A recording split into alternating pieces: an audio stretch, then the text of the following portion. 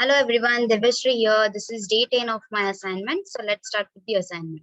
So question number 1 is pick a login screen of https app.taskforce.com and write all possible test scenarios. So for this, we'll see first the login screen of the taskforce.com app.taskforce.com. So this is the login screen of this app.taskforce.com. So the possible scenarios are what I've written as this. So what is test scenario? Test scenario is defined as the functionality that can be checked. These are some functionalities which we need to check. So for the login page, verify URL of this particular app.taskforce.com. Verify email field as it is mentioned here. Verify password field, forget password, and submit. So which I have written here. So and then the functionality of the login uh, should be able to log in using valid email and password. Should not be able to use login using invalid data like its email and password. Should not allow to log in keeping blank email and password field. And password should be seen in encrypted form. So these are the test data which we need to fill for that particular the respective fields. So this is what the format of test scenario is. So now moving on to the next question, that is, let us know which test scenario you will execute in case of smoke testing, sanity testing, retesting, regression testing, cross-browser testing, and user acceptance testing. So what is smoke testing? First, we know smoke testing. Smoke testing is just the testing of the outline of the features. Like in this case, we can consider the example like verify email field, whether it is clickable or not. We are not putting any data or something we are trying to do with it, but we are just verifying it whether it is working or not. Just the outline of the email field, right? This is what this smoke testing is. Now the sanity testing. Consider the field that is verify password field. But here in the sanity testing, what we need to do is we go into the depth of that particular feature or the mode, right? So here what we need to do is we should go in the depth of that particular module. While take an example of the email field, right? Again, so whether it is able to log in using valid input, that is valid email ID and valid password. So this is what the sanity testing is, to whether to see or verify the functionality of that particular feature is working properly or not. Now the next one is retesting.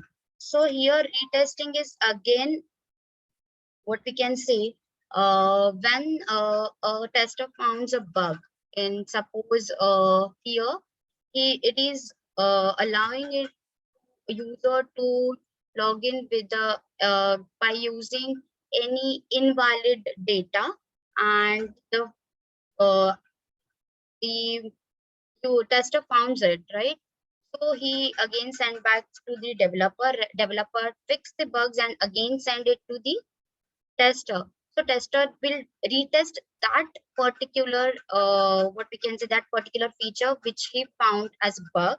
So he'll test that only, he'll retest that particular feature again. So this is what the retesting is. Now again the next one is the regression testing. So regression testing is like testing whole module, like it should be able to log in using valid email and password, should not be able using invalid data, should allow should not allow to log in keeping blank email as password field, right?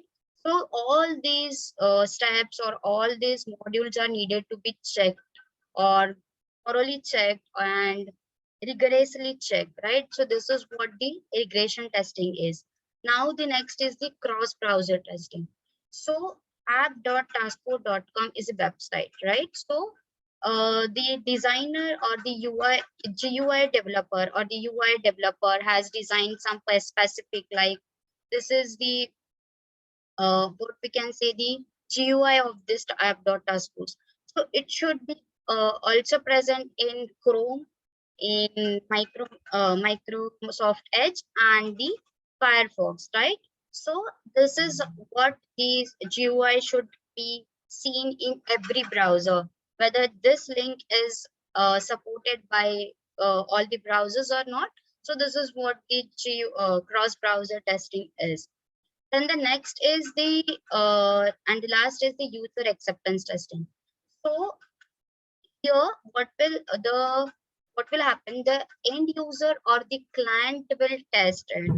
So whether it is acceptable to the client or not, it is uh,